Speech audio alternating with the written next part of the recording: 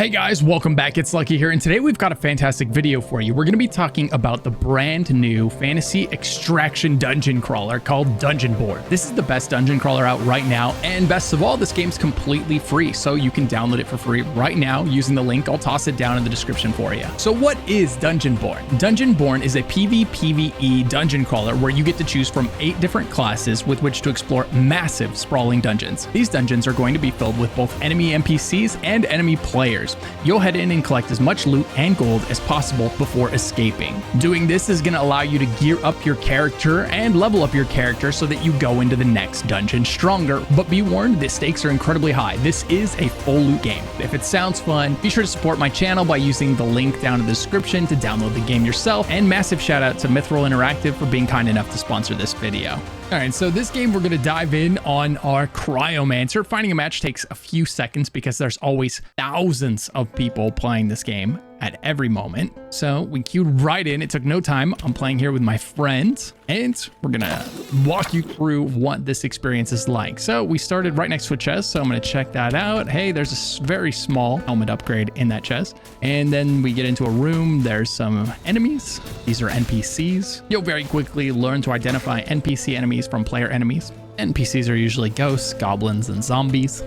So once we clear this room of the enemies inside, we can go ahead and loot. I'm gonna ice block form here to heal myself. Let my ally there take care of the pesky little bats. I think I hear something behind the door. Oh yeah, there's definitely 2 guys over there. It's time for some PvP, let's go. Okay, my partner's ready, so I'm gonna drop lightning. Oh, and he hits me with a big fireball. That hurts. Okay, so he's going in panther form. I'm gonna drop my ice storm on him, hopefully slow them down and dot them up. Okay, drop my lightning as well. Okay, and both my spells are on cooldown here. I'm gonna back up, heal up. Oh, another fireball. Gosh, he's hitting those things. Those things hurt so bad. Okay, time to bandage up. This is a nice 300 HP heal when you get this off, and they did let me get it off. Perfect. They're probably doing the same thing on their end. Oh no, the boss is following us in. Okay, all right. Oh, and there's another NPC attacking me. This is not good. Okay, if those guys follow us in here, we are in deep trouble. Okay, so it's, let's see. We're gonna go in here and let's see if we can get away from the enemy players. They must be healing up right now, otherwise they'd be in here with us. Maybe we can go through this door. See if we can get it. Oh man. Okay, the NPCs are all over us. This is not good. This is not good. We've got a boss, we've got enemy players, and we've got NPCs on us right now. Getting real sloppy. Okay, I think I'm going to try to do some big AoE damage here. I'm going to drop my ice storm down. Once that gets going, it's got a few second cast time, and it's almost up. Okay, there it goes. Drop lightning on him as well. Okay, that's melting everything in this room. Perfect. Perfect. There, it's just about all dead. One more lightning should do it. There we go. Okay, well, we fixed the problem with all of the NPC enemies. Now we can go back out and take care of the other 2 players. Hopefully they're still there. My health's good. His health's good. Okay. Oh, and they hit him with a fireball again right away. Holy cow. Okay, so we're running in. Okay, they dropped lightning. I'm gonna get my ice storm on him again. There it goes. Ice storm. One of them's down. And lightning on him. Hold him in this area right here with the ice storm. Perfect. Oh, getting the lightning. And there it is. They're both down. Heck yes. What a battle. And they've got blue items on them. Big upgrades for me here because I'm basically running around in a bunch of gray items right now. This is huge. Okay. So he's checking out what's on the other. Oh no, the boss is there. Oh no. Oh no. The boss took my ally down. Hit him for 65% of his health in a single hit. That means if the boss touches me, I am dead. Okay, I need to get his loot, but I need to get this boss off of me or I am dead myself. If he hits me once, I'm probably going down. Man, I need to get away. Okay, I am gonna run over here. We cleared all the enemies in this area over here. Maybe he won't follow me up into this room. You know, maybe he'll be leashed. Let's see what happens. I'm gonna run in here, turn around. He's not there. Okay, maybe this worked. Maybe this.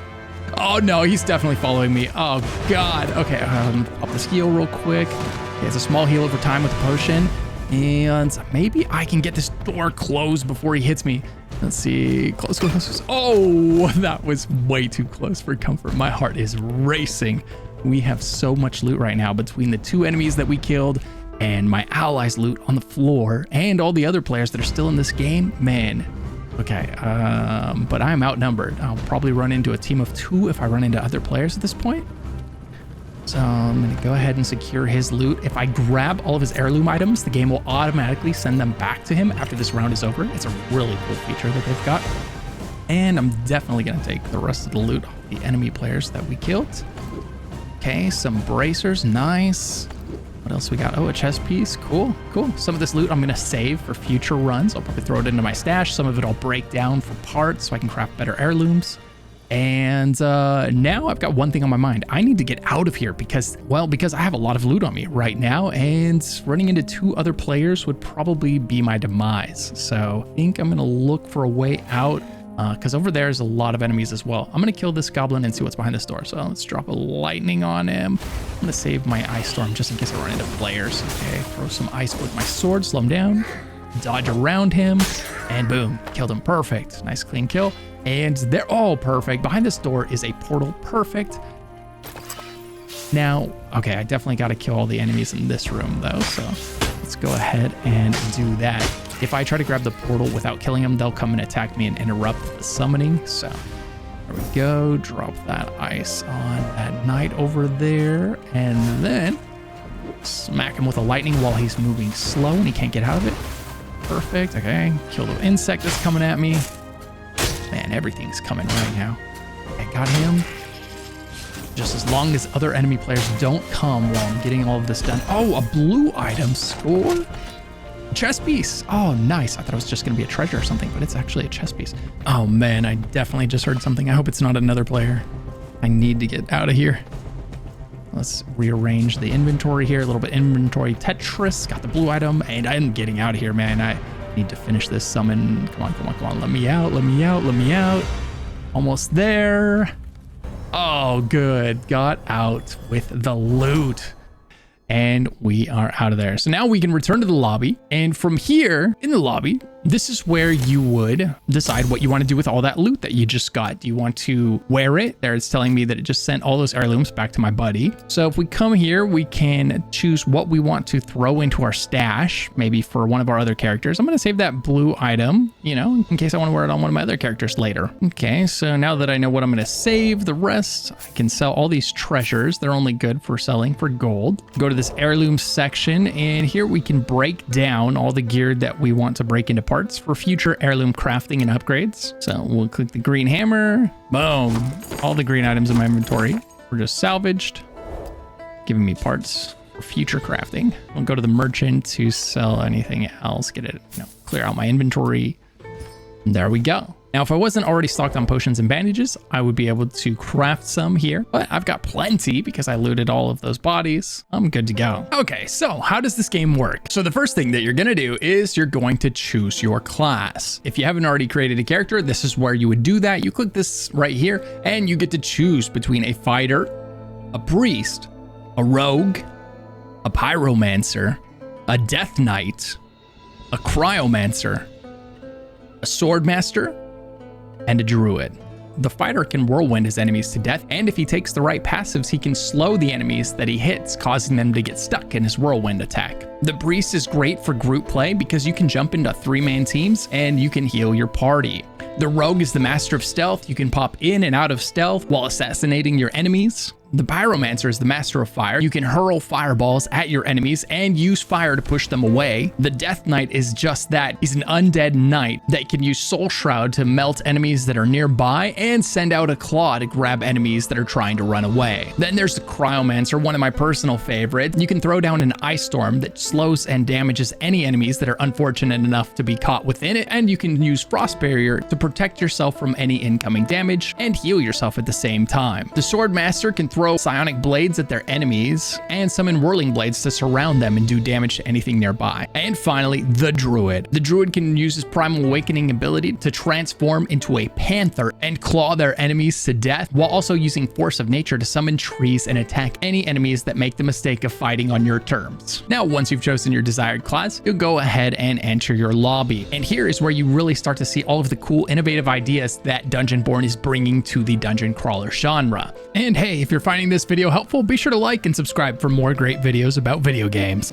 Melee combat in this game is really fun as well. So here's some Death Knight footage. You can use your claw to grab things, pull them close to you. You can evade enemies by walking around them, moving out of their attacks, right? It's got a really nice chunky feel to it when you hit your enemies. Really like it. You can smack objects, grab the gold inside of those. And here's an example of being able to block and deflect attacks. You can see there, if I get the timing right, I'm not taking damage. So all in all, this game has a really satisfying melee combat system between the skills that you get to combine with it and the great sound and feel to the weapon attacks. I think you guys are going to really enjoy this. This is your camp, and from here, you'll be able to interact with a merchant who's going to allow you to buy and sell items that you find on your journey. You're going to be able to interact with the alchemist. This is where you're going to use materials that you find to craft consumables like healing potions, mana potions, and bandages. So your levels, your heirlooms, and then your currency that you collect while you play. Like up here, you can see I have 78,000 gold. These are going to be your permanent forms of progression that persist through every dungeon. Even when you die, you get to keep all of those things and you get to continue progressing all of those things so that you're never starting back at square one. You're always a little bit stronger and a little bit better off than you were before you dove in the first time. So here we've got different game modes. We can click here, we can go to Clouseau Castle, and it tells you can go in as a 1-man team, a 2-man team, and a 3-man team. Perfect. You can go in as casual or classic, 2 different difficulties. Classic has 3-star difficulty, and it's gonna have better loot inside. Same thing with Sinner's End, same exact setup. You got 1, 2, and 3-man, casual, and classic. Then you've got competitive. This is where you spawn in, and this acts as more of a death match. So if you're someone that is less interested in killing NPC enemies and you just want to PvP the whole time, this is for you. You jump into a 3-man team. You can either queue in with friends or get auto-assigned teammates, and then you're in a 3v3 deathmatch where you kill or be killed over and over until the time runs out, and the team with the most kills at the end wins. Now let's talk about team deathmatch. This is a completely different version of PvP within this game. In this version of the game, you fight 3v3. If you die, you respawn until the timer runs out, and the team with the most kills at the end wins. It's more of a deathmatch style.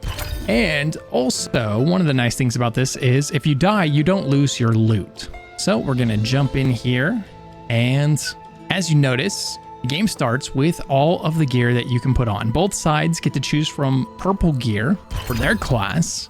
So we'll go ahead and throw on some purple items here, try to unlock the key passives down at the bottom.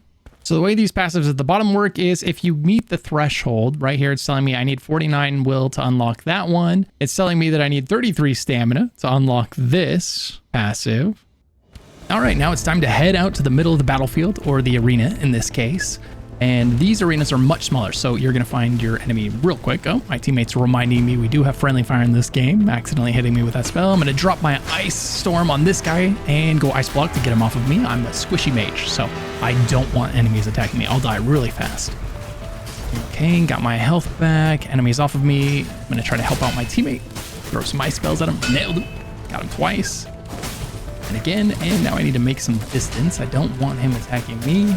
Throw down my ice storm again. We're just making this poor melee guy miserable right now with all these slows and magic spells. And okay, he's still not going down though, man. He is tanky. He's blocking all that damage with the shield. Gonna unload more damage into him, but I'm being attacked by something. Okay, hitting him again. All right, throw my ice storm down again.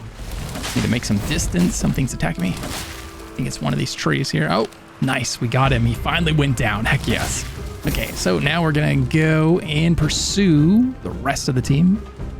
Let's go, we're running now towards their spawn. And the battle is close, we're winning 5-3, heck yeah. Okay. Nice blocking to get a little bit of health back while I have a chance here. We don't get consumables in this mode, so we can't heal ourselves. We can only be healed by a priest if we get lucky enough to have one on our team, which we do not. So it's all our own heals that we're relying on, and I'm gonna go down. Yeah, he got me, bummer.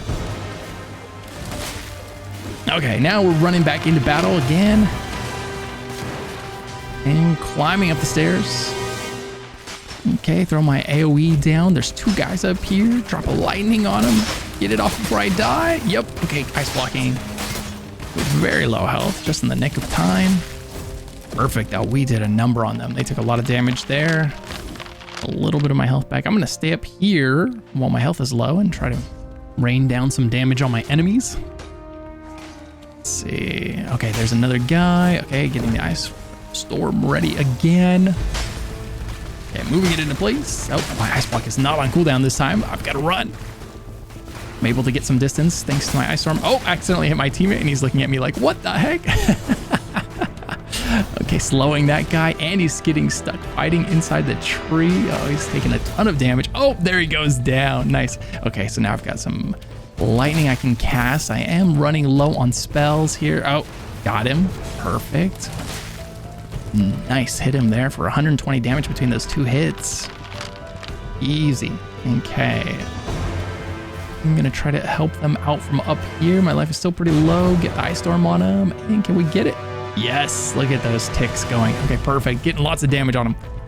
Okay, they're trying to come up here, I think. Oh, nice. Hitting them both. More elemental damage on them. I love this character. I love the Cryomancer. So much elemental. Ow.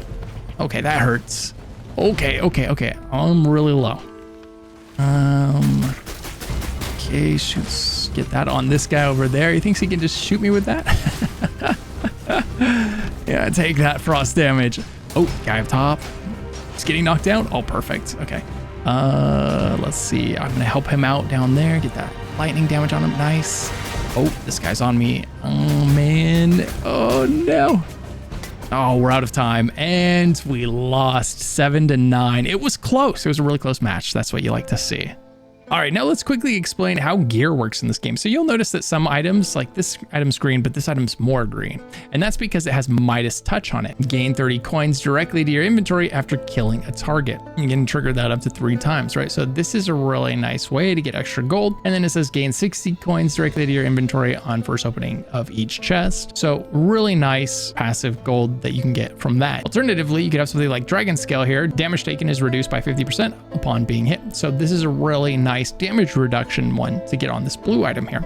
So items like this are obviously going to be incredibly useful in combat. So there's those types of items. Then there's also these passives down here that you can unlock by hitting thresholds of certain stats. So here it says activation condition 59. I'm at 47, but if I got up to 59, the damage dealt by my first phase of Ice Storm would be increased by 50%. That's a pretty big damage increase. So these passives are really useful to get. Here you can see that we did successfully unlock Bone Chilling with 49 will. The further the distance between myself and my target, the higher the damage that my Ice Storm is going to do to them. At a distance of 15 meters, it reaches its maximum increase of 30% increased damage. So if I can get my Ice Storm on someone, I want to run away from them so that it's doing 30% more damage to them, and then also drop some of my lightning from my lightning staff onto them, right? So this is kind of what you're looking for when you're gearing out your character in this game. You know, it's much more complicated than just gray items and green items and blue items. There are passive thresholds that you're trying to hit by mixing and matching the right stats on your gear. So if we were looking at this necklace right here, it's giving me 11 will, which is why I'm able to hit this threshold. On this screen, there's something else you can do here. You can choose the ability you want. So this is your Q ability over here. I really like Ice Storm.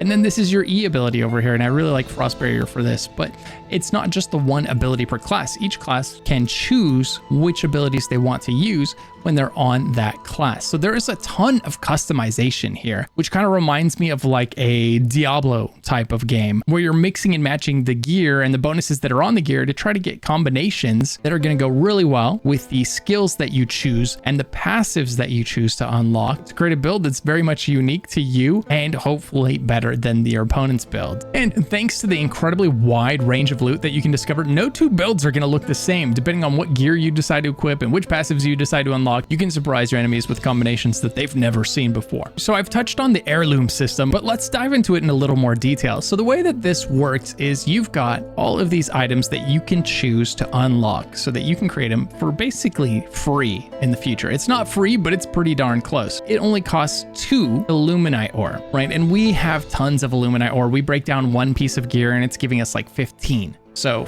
2 is next to nothing, right? And we can craft a piece of this gear. We could also use 150 illuminite to add stats to it, make it even more powerful. We can also upgrade it, and this is where your permanent progression comes into play. So we could upgrade it using 300 illuminite, and it will now be a blue item every time we craft it. But it would still be incredibly affordable to craft anytime we wanted to take it into battle with us. And the same goes for our armor and our jewelry, right? As I mentioned, we get to wear 1 heirloom weapon, 1 heirloom armor, and 1 heirloom accessory. So you'd want to get a nice, decent version of one of each of those things if you had one character that you were maining, or perhaps unlock all of them if you like switching between the different classes. The longer you play, the stronger your heirlooms will get, and the stronger your starting power level will be at the beginning of every dungeon run that you do. Similarly, if you run into someone that has really powerful heirlooms, when you kill them, you'll be able to take their heirlooms and put them on yourself. Between the heirloom system and the levels and the experience you gain from each run, and also your currencies going up, like up here, we've got 78,000 gold now, right? Because these things are constantly going up while you're playing, it gives you a really satisfying sense of progression from round to round. Even when you die and somebody loots your corpse, you've still got better heirlooms than you used to have. You've still got more gold than you used to have, and you have a higher level than you used to have, right? As your character's leveling up. Mine's now 17.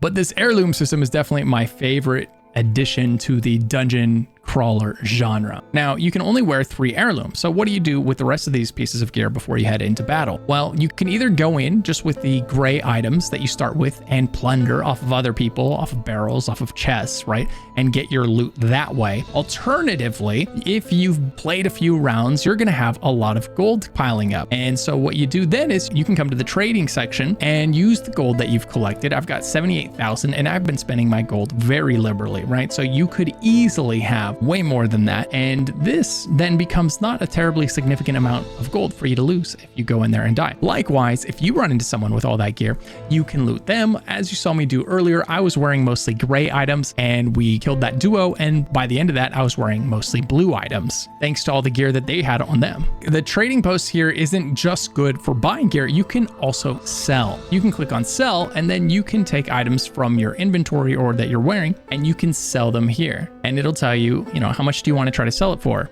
And you can even check the price curve of items and see what they've been selling for. You can see that they're going down in value. So hanging on to them right now isn't a great investment. Just go ahead and try to sell them if you find something that you don't want, or better yet, maybe break it down for parts so that you can level up your heirlooms. And that's the main choice that you have to make when it comes to the auction house. Do I sell it for extra gold so that I can buy things later, or do I salvage it at the heirloom shop so that I can upgrade and craft better heirlooms? Playing this game alone is a ton of fun. I really enjoy it, but if you have a friend or two that enjoys gaming, definitely send them this video, send them the link to download the game and get them in there with you. It's definitely worth trying this game out with friends. I promise it's a ton of fun. So if you haven't started your download yet, what are you waiting for? Be sure to click the link down in the description to download the game for free. Also, check out the other links in the description if you want to follow this game's social media accounts to be kept up to date on all the latest news. So let me know what you guys think of Dungeonborne in the comments down below. I really enjoyed this game. I think they did some really innovative things for the dungeon crawler genre. They've got really cool ideas between the trade system, the heirloom system, and this is just the first version of the game. It's got a lot more content coming. I'm really excited to see what they add with time. And since this game is now the most popular dungeon crawler on the internet, I'm expecting big things from it in the future. Massive shout out to my YouTube channel members. If you want to become a channel member for behind the scenes footage and access to a private Discord channel and more, click the join button down below. If you're not sure what to do, check out one of the videos popping up on screen right now, and I'll see you in the next video.